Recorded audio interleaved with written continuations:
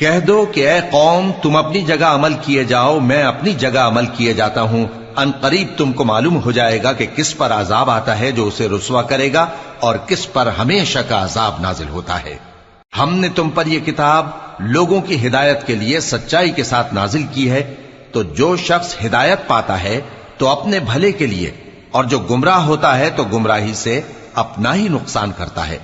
और ए पैगंबर, तुम इनके जिम्मेदार नहीं हो। अल्लाह लोगों के मरने के वक्त उनकी रूहें कब्ज कर लेता है, और जो मरे नहीं उनकी रूहें सोते में कब्ज कर लेता है। फिर जिन पर मौत का हुक्म कर चुकता है उनको रोक रखता है, और बाकी रूहों को एक वक्त मुकर्रर तक के लिए छोड़ देता है। जो लोग गौर फिक्र करते हैं उनके लिए इसमें निशानियां हैं।